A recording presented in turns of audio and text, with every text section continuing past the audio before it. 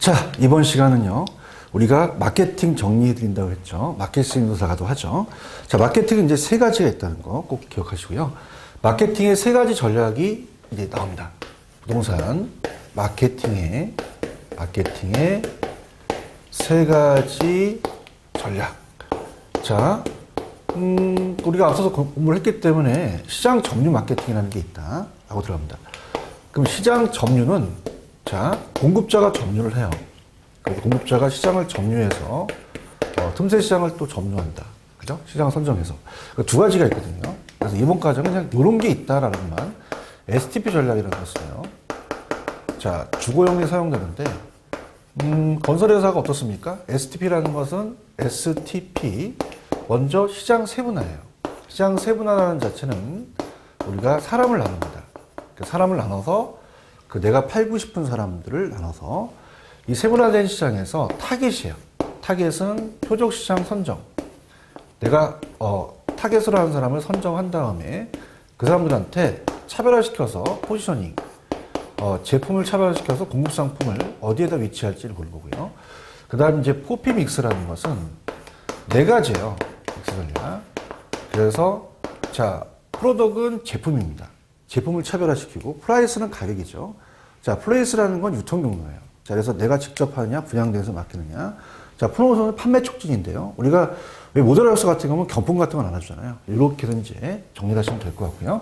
자, 그래서 이렇게 한 다음에 고객 종류로 간다 그랬죠. 고객 종류 마케팅. 이 고객 종류 마케팅은 소비자 위주죠. 소비자. 그래서 AIDA, 아이다. AIDA. 이 구매 의사 결정 과정입니다. 구매 의사 결정 과정이다. 자, 이렇게 보시면 되고요. 자, 어텐션이 주목이에요. 먼저 모델하우스를 설립한 다음에 인터레스트, 거기 분양자들이 흥미를 또 돋구죠. 그 다음 욕구라는 거는 또 셀링 포인트 같은 거 우리가 중개사법에서 배우시거든요. 그 물건에 대해서, 상품에 대해서 우리가 어떻습니까? 어떤 특이한 설명을 해주는 게 셀링 포인트다. 그러면서 이제 클로징을 유도하면서 액션, 그래서 욕구를 충고한 다음에 그 다음에 우리 행동이 움직이더라. 이렇게 보시면 되고요. 요거 나오면 무조건 고객 종류를 찍으시면 되고요. 그 다음에 앞서서 봤던 게 관계 마케팅이죠. 관계를 유지해 나간 자. 그래서 관계 마케팅은 관계 유지다. 자, 그래서 어떻습니까? 우리가 일회성이 아니라 한 번 파는 게 아니라 장기적 지속적으로 가자. 장기적 지속적으로 가다. 그래서 브랜드를 내세우잖아요. 그 브랜드라는 게 나오면, 자, 이게 관계 마케팅이다. 관계 유지라는 게 나온다는 거, 이렇게 다시 한번 공부를 해 두시고요. 자, 그 다음에 넘기시면요. 우리가 이 마케팅 그 정도 보시면 돼요. 그 다음에 이제 마케팅 환경이나 광고 같은 거는 출제가 잘 안 되기 때문에 그렇게 보시면 되고요. 그 다음에 이제 106페이지 가시면 부동산 이용 파트는 거의 시험 문제 나오질 않습니다. 그래서 우리가 집약적이라는 것은 이 토지 이용에 따라서 단위면적 투입되는 노동과 자본의 크기 때문에 집약적이다 그러면은 어떻습니까? 집약도를 높이는 게 집약적이고 고추가 되고, 그다음에 집약도를 낮춘다는 것은 저치가 돼서 우리가 조방적이다. 이렇게만 가지고 가시고요. 자, 집주분리는 직장과 주거지가 분리되는 거예요. 그래서 도심에 직장을 두고 외곽 나간다. 그럼 도심이 환경이 악화되고 고집과 고통이 발달하면 나가죠. 자, 그 다음에 이제 들어오게 되면 도심이 공동화 현상. 그래서 사람들이 바글바글 밤만 되면 이제 잠만 자러 가니까 베드타운 형성되면서 공동화. 자, 접근 다시 회귀하죠. 그러면서 교통난이나 아니면 도심 환경이 개선되니까 들어와서 건물이 고층화 됐다. 가볍게 보시고요. 도시스프레는 난개발이에요. 그래서 우리가 계획적으로 개발되는데 도시가 무계획적으로 불규칙, 볼품 없이 무질서로 외곽으로 이제 확산해 나가는 것이다. 그 특징이 보시면은 도심보다는 외곽이다. 주거지 발생하는데 상업지, 공업지도 발생한다는 것만 이번 과정에 가져가시고요. 그 다음에 이제 개발 파트입니다. 개발 파트는 요거 정도만 108페이지 가시면은 개발의 과정 정도만 좀 알아가세요. 그래서 개발은 그래도 한 3문제 정도나 4문제가 나옵니다. 그럼 첫 스타트 여러분이 가져가실 게 부동산 개발의 과정이에요. 과정. 자, 그래서 먼저 구상 단계를 우리가 가는 겁니다. 구상을 해서 아이디어 단계죠. 아이디어 짜서 그 다음에 전실행 가능성은 실행 가능성 정의입니다. 실행 가능성 정의로서 예비적 타당성이죠. 그래서 이게 타당성이 맞는지 예비적으로 봐서 계략적으로 봅니다. 그 다음에 이제 부지를 매입한 다음에 부지를 구입하고 빨리 실행 단계로 가야겠죠. 그래서 실행 단계로 가서 이런 과정으로 간다. 자, 그 다음 어떻습니까? 이제 타당성 분석을 하니까 실행 가능성 분석을 했죠. 자, 그 다음에 이제 돈을 빌려서 금융, 그 다음에 건설하고 팔아먹는 마케팅 단계로 간다. 이렇게 합니다. 특히 마케팅이라는 자체는 주의하실 게 우리가 매도하거나 분양을 할 때, 또는 임대를 할 때 후기로 가시면 시장이 위험해요. 시장 위험을 줄이려면 보통 초기 단계에서 한다. 이렇게 보시는 게 우리가 자, 아웃라인이고요. 그 다음에 그렇게 이제 보시면 되고, 그 다음에 개발의 위험, 109페이지 가십니다. 자, 우리가 부동산 개발의 위험. 자, 개발도 위험해요. 개발의 위험이 어떤 게 있느냐. 자, 우리가 법시비라고 암기하거든요. 법시비. 그럼 법률적인 위험은, 자, 내가 법적으로, 뭐 토지이용규제 같은 경우는 공법이고, 그 다음에 소유권은 사법이죠. 그럼 이런 것들을 줄이려면 이미 이용객이 확정된 토지를 구입하는 게 주는 것이고요. 자, 시장 조사를 위해서 시장 위험을 또 줄일 수도 있죠. 그래서 그렇게 우리가 보시면 되고요. 그래서 시장 위험을 이제 줄이려면 초기 단계에 하는 게 또 좋다. 빨리. 그 다음에 이제 비용이라는 자체는 추가적인 비용을 줄이기 위해서. 자, 우리가, 어떤 그 발주를 주게 되면 건설회사가 더 달라고 하거든요. 인플레이션이 심할수록 그 다음에 공사기간이 더 들어가니까 비용을 또 최소화시킨다. 이런 것들이 이제 법시비가 있다는 거 알아두시고요. 그 다음에가 이제 중요한 게 입문 과정에서는 꼭 알아둘 게 부동산 분석입니다. 자, 110페이지. 자, 요것만 이제 좀 잡아줬으면 좋겠어요. 그래서, 자, 부동산 분석의 체계가 우리가, 자, 여러분들 5단계예요. 자, 그러면은 만약에 여기다 개발을 합니다. 갑돌이가. 자, 갑돌이가 개발업자입니다. 개발업자가 개발하면서 아파트 사업을 하고 싶어요. 아파트에 대한 특정 유형의 부동산을 봅니다. 그럼 특정 유형의 부동산을 보게 되면요. 어떻습니까? 먼저 지역이 아주 잘 살아야 되죠. 그래서 지역 경제를 봐요. 그럼 지역 경제를 본다는 것은 그 지역의 어떤 경제적인 영향으로서 거시적으로 총량적인 지표를 봅니다. 자, 그러다 보니까 당연히 인구도 늘어나야 되고요. 소득 수준도 높아야 돼요. 그 다음에 고용도 많이 창출해 주니까 우리가 경제 기반이라는 분석이 있거든요. 그런 것도 우리가 따진다. 그 다음에 이제 시장이 먼저 나오고 그 다음이 시장성입니다. 자, 시장이라는 자체는요. 수요와 공급이 거래되죠. 특정 부동산에 대한 수요 공급으로 수요가 많아야 되는데 자, 시장성이라는 자체는 거래가 되거나 임대될 수 있는 능력이에요. 그래서 흡수율 분석 같은 걸 보거든요. 자, 흡수율이라는 자체는 분양률을 얘기합니다. 그래서 1년 동안에 일정 기간 동안에 얼마만큼 잘 분양이 됐느냐, 흡수됐느냐를 따져서 이 시장성에서 한다. 자, 여기까지가 이제 전체적인 우리가 시장 분석이라고 하면 돈이 돼야 돼요. 타당성이 있어야 투자하시죠. 타당성이라는 자체는 수익이 비용보다 상회를 해야 우리가 투자를 결정한다. 그 정도만 우리가 보시면 됩니다. 그래서 암기기법 같은 건 제가 또 기본서에서 알려드리도록 하죠. 자, 그 정도로 이제 입문 과정에서 아웃라인을 잡으시면 되고요. 그 다음에 넘어가시면 민간 방식이 있어요. 민간은 자체에서 하는 자체 개발이 있고요. 그 다음에 토지 소유자와 개발업자 같이 하는 지주 공동. 그 다음에 신탁회사한테 토지를 또 넘겨서, 형식적으로 넘겨서 개발업자의 명의로 행해지는 토지 신탁. 컨소시엄은 우리가 대규모면서 법인간이죠. 자, 그 다음에 민간 투자 사업 방식은 왜 이 빌들은 우리가 건설한다. 트랜스포는 기부채나 오퍼레이터는 운영이고 L은 임대인데요. 자, 이것 또한 나중에 이제 정리를 해드리기도 하고요. 그 다음에 재개발에 대한 시행 방법이라는 게 있죠. 그래서 보전, 수복, 개량, 철거라는 게 있고요. 자, 정비 사업은 원래는 공법 문제거든요. 근데 이게 우리 학교내 문제 나옵니다. 그래서 이걸 대해서 우리가 재개발, 재건축, 주거환경 개선 사업, 그래서 공법 개념하고 이제 배우시면 나중에 기본서에서 제가 나올 것들만 좀 우리가 간단하게 말씀을 드리도록 하겠습니다. 자, 이렇게 정리를 하시면 돼요.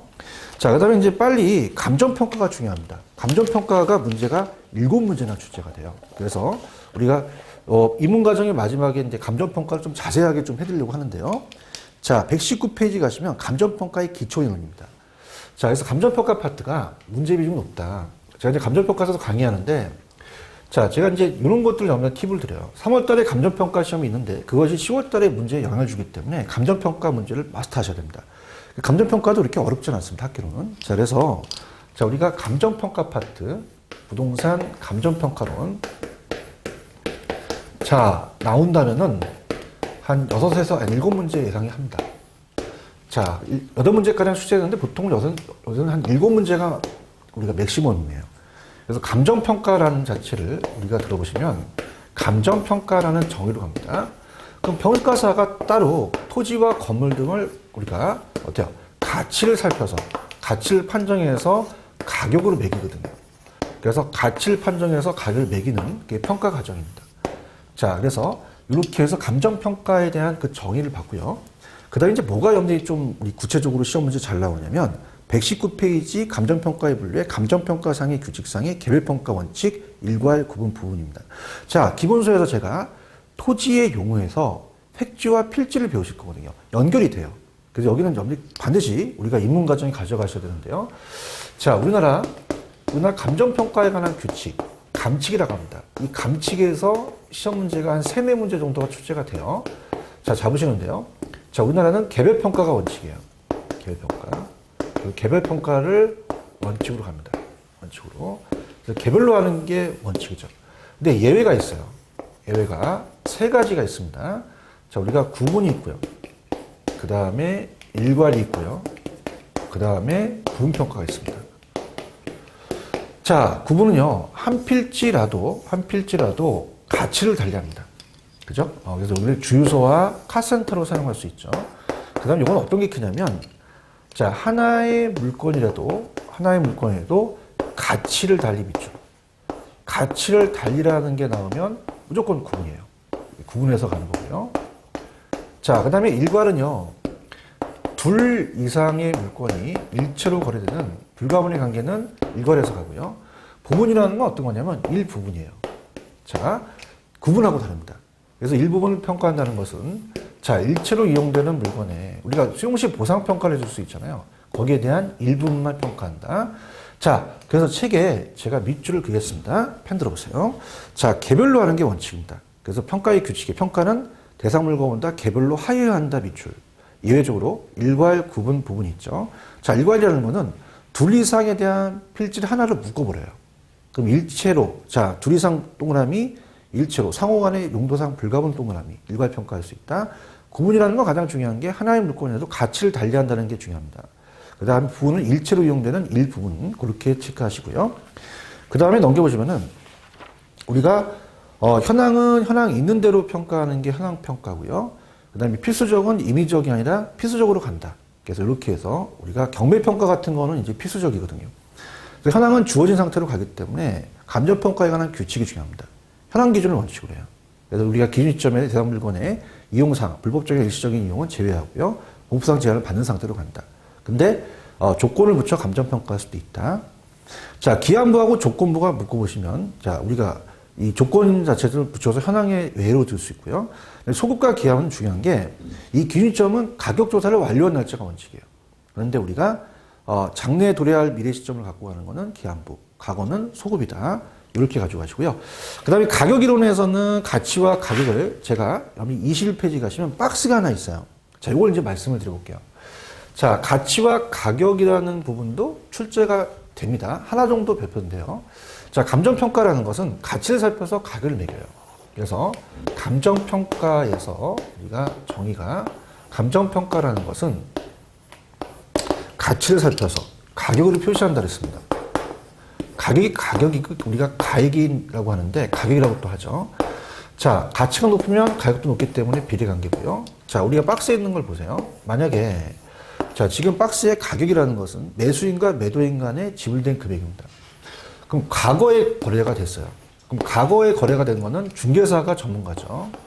자, 중개사가 자, 과거에 거래됐던 것을 가지고 지불된 금액에 대한 가격으로 매깁니다. 자, 그래서 그런데요. 근데 우리가 이게 상가 건물이 만약에 20억이라면 이건 과거에 거래됐던 거라고 하면 중개사인데 평가사는 장래가 중요합니다. 자, 장래 여기에 장래 이익이라는 게 중요하죠. 전철이 들어서요. 그럼 가격이 올라갔죠. 그럼 가치에 대한 장래 이익을 현재 가치로 매기기 때문에 현재 값입니다. 평가사가 우리가 전문가다. 그러다 보니 어떻습니까? 주어진 시점에서 가격은 하나인데 가치가 무수히 많더라. 자, 그래서 가치의 다원적 개념이죠. 그럼 얘는 어때요? 개인마다 가치를 부여하는 게 틀리기 때문에 주관적이고 추상적인 데 비해서 얘는 객관적이고 구체적이다. 그렇게만 가져가시면 돼요. 자, 그래서 박스. 가격은 매수인과 매도인 간에 실제 지분된 과거의 값이다. 그래서 중개사가 전부 가격은 하나밖에 없고요. 가치는 장래이익을 현재 가치로 매기기 때문에 현재 값인 평가사가 전문가고요. 그 다음에 가치는 무수히 많다. 자, 그래서 장래가 플러스가 이익만 되는 게 아니라 비용도 돼요. 플러스 마이너스 오차가 생길 수 있다. 그 정도만 잡으시면 되고요. 그 다음에 제가 또 추천해 드릴 거는 자, 122페이지 가시면요. 그러면 가치가 여러 가지다. 그 원칙이 있지 않니? 그 뭐가 원칙이니? 시장 가치 원칙이에요. 시장 가치로 매기는 게 원칙이라는 걸 꼭 가져가셔야 됩니다. 그래서 시장 가치는요, 통상적인 시장이라는 게 중요합니다. 자, 그래서 한정된 시장이 아니라 통상적 시장에 여러 사람이 매매가 돼야 되고, 충분한 기간이어야 되고, 자, 그 다음에 정통이 됩니다. 전문적이 아니고, 그 다음에 신중하고 강요가 아니라 자발적이고, 그 다음에 성립될 가능성이 가장 높은, 가장 빈번된 가격이다. 이렇게 보시고요. 자, 그 다음에 시장 가치 외의 가치로 매길 수도 있어요. 그래서 이것들은 나중에 설명해 드리고요. 자, 입문 과정에서 제가 또 여러분들한테 추천해 드릴 건 125페이지입니다. 별표 치세요. 이거 무조건 떠요. 자, 지역 분석과 개별 분석에 대한 차이점. 자, 이걸 먼저 보셔야 됩니다. 자, 그래서 우리가 지역 분석과 개별 분석을 본다면, 자, 어떤 물건을 봤어요. 우리는 지역 분석을 해야 돼요. 그래서 그 지역이 만약에 여기가 어떻습니까? 여기가 강남역이다 라고 한다면 이 강남역 안에 있는 물건을 봅니다. 그럼 여기에 있는 3번 출구를 제가 의뢰했다면 먼저 평가사는 지역 분석부터 해야 됩니다. 지역 분석을 한 다음에 개별 분석이에요. 자, 개별 분석은 그 지역을 분석하는 게 아니라 그 개별적인 대상 부동산을 분석하는 거죠. 그래서 우리가 지역 분석이 대표적인 여기가 강남역의 상업용이라는 표준적 사용을 봅니다. 사용을 보고요. 자, 그 다음에 가격 수준을 봐요. 이게 하나의 이제 시세거든요. 근데 개별 분석이라는 것은 자, 강남역 사거리는 보통 상업용도 이런 거죠. 내가 잘 이용해야겠다. 최유효 이용입니다. 최유효 이용을 사용한다. 이렇게 보시고 그 다음에 이건 구체적인 가격이죠. 그래서 박스 보시면 가격이라고 되어 있죠. 구체적인 가격. 자, 이거는요. 토지가 움직이지 않는다는 부동성이라는 거와 연결이 되고요. 자, 토지 옆에 토지가 있다는 인접성입니다. 자, 그렇다면은 자, 얘는 지역 분석을 해야 된다는 거는 전체적인 걸 보는 거죠. 전체적. 근데 얘는 박스에 보시면 부분적으로 본다. 자, 이겁니다. 얘가 선행해야 돼요. 그래서 얘가 선행해야 되고 얘가 후행해야 된다. 이렇게 우리가 보시면 되고요. 자, 그 다음에 적합의 원칙과 균형의 원칙에다가 별표. 자, 이 두 가지만 잡으세요. 우리가 가격을 매기는데요. 적합과 균형이라는 게 있습니다. 자, 그래서 우리가 제5절의 부동산 가치 원칙이 13가지 원칙이 있는데요. 제가 입문 과정에서는 적합과 균형만 찾겠습니다. 자, 그래서 먼저 127페이지 가시면 균형이라는 게 있어요. 자, 균형의 원칙은 뭐냐면 이런 거예요. 127페이지 가시면 균형이라는 것은 자, 만약에 여러분들 편하게 생각하시면 20층짜리 건물에 지하 주차장이 없어요. 그죠? 그럼 지하 주차장이 없는다는 것은 우리가 나중에 배우실 게 여기 기능적 감가거든요. 자, 이거는 이 부동산이 외부 환경이 아니라 내부적인 그 생산 요소의 구성 요소 간에 우리가 균형이 안 맞다는 거죠. 그래서 우리가 이거는 균형은 자체적인 분석이니까 개별 분석에서 한다. 이렇게 보시고요. 그 다음에 이제 한 페이지 넘기시면, 여기 위에 보시면 적합이라는 게 있습니다. 그래서 이거는 최유 원칙의 내부적인 거고요. 적합은 최유 원칙의 외부적과 관련이 돼요. 자, 그래서 이 적합의 원칙은 외부적인 가격제 원칙과 관련이 있습니다. 들어보세요. 자, 이건 뭐냐면, 만약에 시장 안에 주택이 있다는 거죠. 그러면 시장 안에 주택이 있다면 어떻습니까? 이 주택의 내부적인 게 아니라 이 주택이 외부 환경과 안 맞습니다.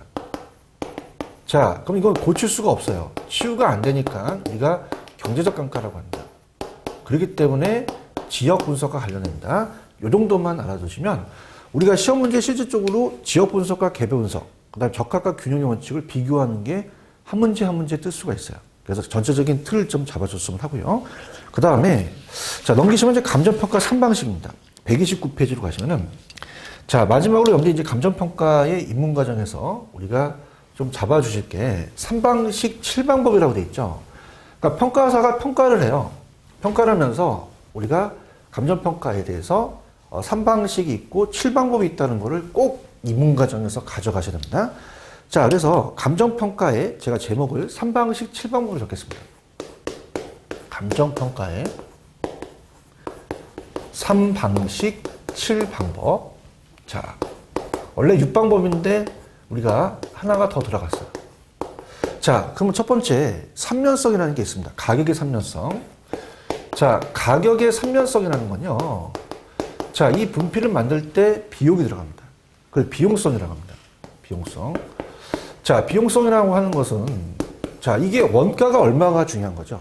그래서 우리가 3방식에 원가 방식이 들어갑니다. 그래서 이거는 원가 방식이 적용된다. 원가 방식. 자, 이거는 만드는 가격이에요. 그래서 거기 보시면은 우리가 공급자 가격이죠. 특징이 공급자 가격. 한번 볼까요? 우리가 건설회사가 토지를 취득해서 원자재 가격이 들어가요. 이건 순전히 공급자가 가격을 매기는 거죠. 비용성이고 원가 방식이다. 자, 그렇다면요. 자, 이거를 시장성을 봅니다. 제가 이게 시장에서 얼마가 되고 있는지 가봤더니 자, 지금 이 시장에서 사례가 100원씩 거래되고 있답니다. 그럼 저도 대상에 있는 이 분필을 100원으로 매길 수 있어요. 자, 그럼 서로 비교했죠. 그래서 비교 방식이라고 합니다. 비교 방식. 그럼 요거는 시장에서 사례에서 거래되고 있다는 거는 자, 이건 균형 가격, 시장 가격을 가지고 우리가 보는 거죠. 자, 그 다음에 자, 이 분필을요, 제가 만약에 수익성이라는 자체는 자, 이 분필이 나한테 아주 수익을 많이 창출해요. 왜냐하면 이 분필을 제가 갖고 다닌다면 이거는 아주 잘 써지고요. 먼지도 저 건강에도 좋고 아주 좋습니다. 그럼 얘가 효용이 있으면서 나한테 수익을 발생해 주는 놈이에요. 그럼 이거는 건물을 갖고 가시면 임대료가 나오잖아요. 그러면 수요자가 가격을 매깁니다. 수요자가 봤을 때, 아, 이거 굉장히 임대료가 많이 나오네. 수익이 많이 나와. 그럼 무슨 방식? 수입 방식이 되거든요. 3방식이 되고요. 원래는 6방법이었어요. 그래서 가격과 임대료가 6방법, 두 개씩 나는데 공시지가 기준법이라는 게 생깁니다.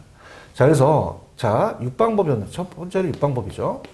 그래서 가격을 매기는 게 원가법이라는 건 뭐냐면 원가가 뭐예요? 가격을 매긴다는 거죠. 그래서 이건 가격이고 적산법이라는 거는 적산법은 자, 비용을 싸서 경비를 포함시킨 다음에 내가 임료를 받겠다라는 얘기입니다. 자, 비교 방식은요. 우리가 비교했을 때 어떻습니까? 거래했던 사례를 비교하잖아요. 그래서 우리가 이 거래 사례 비교법이라는 우리가 사례를 가지고 비교한다. 자, 임대는 뭐예요? 임대료에 대한 사료가 있으면 임대 사례에 대한 비교를 갖고 간다라고 하는데요. 자, 우리가 공시지가는 제가 기본서 가서 했는데 토지가 공시지가 기준법이라는 게 만듭니다. 그래서 부동산 가격 공시 제도가 한 문제가 나와요. 그래서 우리가 원래는 토지는 거래사례 비교법이었습니다. 근데 거래됐던 사례가 신뢰가 없으니 표준지를 평가사가 평가하고 그 표준지에 대한 공시지가가 나오면 공시지가로 기준으로 가자. 그래서 기준법이다. 그래서 우리가 7방법이 됩니다. 왜? 수입 방식도 두 가지가 있으니까. 자, 만약에 여러분이 지금 임대료가 많이 나와요. 그럼 이걸 평가사한테 매기면 평가사는 임대료가 많이 나오니까 수익이 발생합니다. 그래서 여러분들이 나 이 수익이 나 임대료가 월 1,000만 원 나올 것 같아. 2,000만 원 나올 것 같아. 나 이 수익을 가격으로 좀 환원해줘. 나 이거 가격 매겨줘. 라는 게 평가사 매기는 거죠. 수익을 가격으로 환원해달라는 게 수익환원법이에요. 이게 가격을 매기는 거고요. 자, 그 다음에 아까 적산법이라는 자체는 임료였잖아요. 적산한다. 그러면 이것도 마찬가지로 그냥 수익을 분석해서 임대료를 또 산정하는 게 있습니다. 자, 이렇게. 자, 그러면 입문과정이다 보니까 참 재밌는 게 얘는 3글자고 얘는 7글자고 얘는 5글자예요. 자, 그래서 만약에 오지선다에 찾는 거라면 이건 3글자, 7글자, 5글자. 자, 그 다음에 재밌게 자, 원가니까 원가가 들어가고요. 비교니까 비교가 들어가요.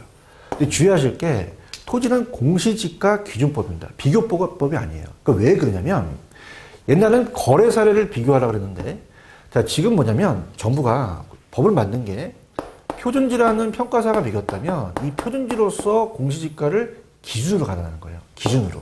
비교하자는 게 아니죠. 그죠? 그래서 단지 비교하는 게 아니라 그 기준으로 가자니까 이건 기준법이라는 걸 주의하시고 그다음 이건 수익이 들어가니까 수익 분석법이다. 이렇게 가져가시면 됩니다. 자, 그 다음에 시산이라는 건 임시로 계산된 가격이거든요. 그래서 나중에 이제 우리가 보겠지만 부동산은 불완전해요. 3방식이 다 똑같지가 않거든요. 가격 3년성이 똑같지가 않아요. 완전 경쟁이 아니다 보니까. 그러다 보니까 자, 내가 상가 건물을 매긴다? 그럼 상가 건물을 매기게 되면 수익이 발생하니까 수익 방식을 비중으로 가겠죠. 그러나 원가법, 거래사례법이 다 다르기 때문에 시상가액을 조정해서 최종 가격을 매게 됩니다. 임시로 계산된 가액이에요. 그래서 원가법을 우리가 적산 가격, 자, 거기 보시면 적산 가격이라고 되어 있죠. 복송이라고 하는데 요즘은 적산 가격으로 나옵니다. 싸서 이제 가격을 매긴다. 그 다음에 자, 임대료는 뭐예요? 적산 임대료가 되겠죠. 그래서 적산 임료 또는 임대료로 이렇게 보시고요. 그 다음에 자, 공시지가 기준법은 자, 토지 가액을 산정하는 겁니다. 토지 가액. 자, 그 다음에 거래사례 비교법은 자, 내가 비교해서 준한다, 유추한다. 그래서 유추 가액 이렇게 보면 되고요. 자, 인연 쉬워요. 여기다가 이제 비준 유추에다가 임대료만 적으시면 되죠. 임대료단 이렇게 보시면 되고요. 그 다음에 수익환원법은 자, 수익환원법에서 나오는 거는 수익 가액이 되겠고, 자, 얘는 무조건 다 수익이 들어갑니다. 자, 그럼 이거는 수익 임대료가 되겠죠. 이렇게 해서 3방식 7방법이다. 시상가액이다. 근데 이게 굉장히 중요합니다. 여러분들 이거를 암기를 좀 해주시는 게 좋아요. 자, 그 다음에 제가 공시지가 기준법이 있다 그랬죠. 그래서 이거는 어디로 제가 얘기를 하냐면 맨 마지막 페이지 가격공시제도로 간다면 우리가 페이지로는 맨 마지막입니다. 자, 그래서 페이지 141페이지 가시면 주택가격 및 비주거형 우리가 가격공시에 대한 부동산 가격공시 효력이 있고요. 공시지가 제도가 있는데 자, 이번 시간은 제가 공시주체, 그다음에 공시일, 공시기준일까지만 좀 얘기를 해볼게요. 자, 여기서 여기 공시지가 기준법이 있다 그랬어요. 자, 그렇다면 가격공시제도라는 것이 자, 들어갑니다. 자, 이 공시주체가 있습니다. 자, 공시주체가 자, 국장이라는 건 국토부 장관을 줄임말이고 자, 시군구장은 우리가 어떻습니까? 시장, 군수, 구청장을 줄임말이어서 이렇게 합니다.